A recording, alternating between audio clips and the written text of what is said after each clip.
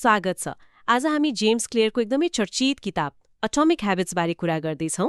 यसमा कसरी सासाना बानीले जीवनमा साँच्चै ठूलो परिवर्तन ल्याउन सक्छ भन्नेमा गहिरिएर हेरौँ न। हजुर, एकदम। क्लियरको मुख्य आइडिया नै त्यही हो। ठूलो नतिजाको लागि ठूलै फड्को मार्नु पर्दैन, बरु हरेक दिन गरिने सानो तर निरन्तरको सुधार महत्त्वपूर्ण हुन्छ। उहाँले यसलाई पर्सनल ग्रोथको चक्रवृद्धि ब्याज जस्तै भन्नुहुन्छ। हो, त्यो 1% को नियम होइन त? हरेक दिन 1% मात्र राम्रो गर्दै जाँदा वर्षको अन्त्यमा 37 गुणा प्रगति। सुन्दा त कस्तो सामान्य लाग्छ, तर यसको असर गहिरो छ। यो 1% किन शक्तिशाली छ भने नि, जसरी एटमहरू मिलेर ठूलो चीज बन्छ त्यस्तै हो।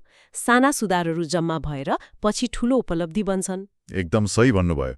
सुरुमा त देखिँदैन क्या यो, तर समयसँग यसको प्रभाव शक्तिशाली हुन्छ। आज हाम्रो छलफलको लक्ष्य पनि यही हो। क्लियरले भनेका ती व्यावहारिक तरिकाहरू केलाउने, कसरी राम्रो बानी बनाउने अनि नराम्रोबाट छुटकारा पाउने। यसको सुरुवात चाहिँ कहाँबाट गर्ने त? उहाँले लक्ष्यभन्दा पहिचानमा जोड दिनुहुन्छ भन्नुभएको थियो नि, त्यो अलि बताइदिनुस् न। यो एकदमै महत्त्वपूर्ण कुरा हो। म यो गर्न चाहन्छु मतलब परिणाममा फोकस गर्नुभन्दा म यस्तो मान्छे हुँ जसले यो गर्छ भन्ने सोचाइ पहिचानमा, जस्तो तौल घटाउने लक्ष्य मात्रै राख्नुभन्दा आफूलाई स्वास्थ्यप्रति सचेत हेल्दी मान्छेको रूपमा हेर्ने। ओहो, त्यो त रोचक लाग्यो। तर यो पहिचान बदल्न त गाह्रो हुन्छ होला नि। सोच बदल्न कहाँ सजिलो छ र? पक्कै पनि रातारात हुने कुरा त होइन यो। तर क्लियरको तर्क के छ भने हामीले गर्ने हरेक सानो काम त्यो हाम्रो पहिचानको पक्षमा दिएको भोट जस्तै हो। अनि यही पहिचान बलियो बनाउन उहाँले बानी बसाल्ने 4वटा नियम दिनुभएको छ। पहिलो नियम स्पष्ट बनाउनुहोस्, मतलब मेक इट अभियस। राम्रो बानी सुरु गर्न सजिलो बनाउने वातावरण सृजना गर्ने हो। त्यो बानीको लागि चाहिने सङ्केत वा वातावरण सजिलै देखिने, याद आउने बनाउने। जस्तै बिहान पानी पिउने बानी छ भने राति नै ओछ्यान छेउमा पानी राख्ने, देखेपछि यादै हाल्छ। बिल्कुल। अब बानी स्पष्ट त भयो, तर त्यो गर्न जागर चलेन भने नि त्यसलाई आकर्षक कसरी बनाउने? हो त नि, यो पनि समस्या हो। यसको लागि दोस्रो नियम छ है, आकर्षक बनाउनुहोस्, मेक इट अट्र्याक्टिभ।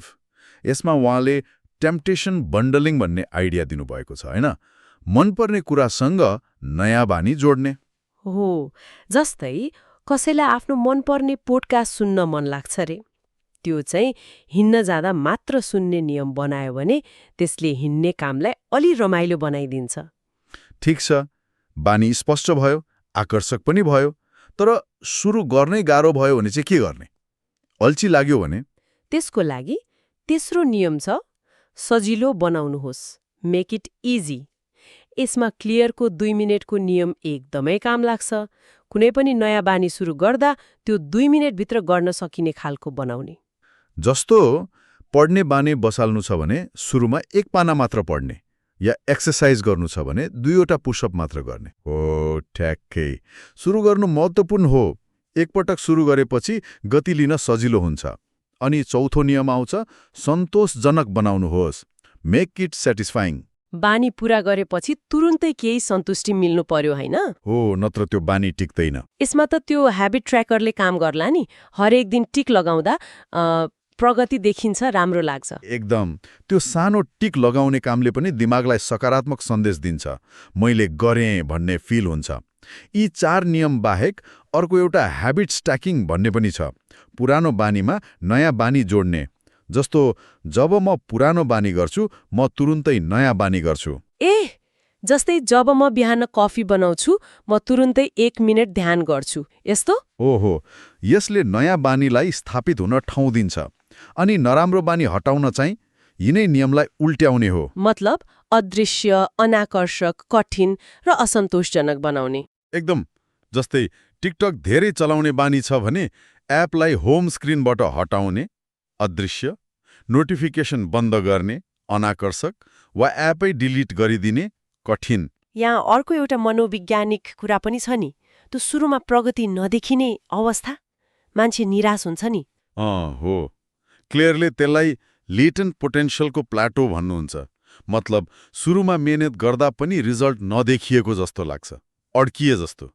तर यो कस्तो भने नि, पानी 100 डिग्री नपुग्दासम्म नउम्लिए जस्तै हो। निरन्तरता दियो भने एक बिन्दुमा पुगेपछि नतिजा ह्वात्ते देखिन्छ।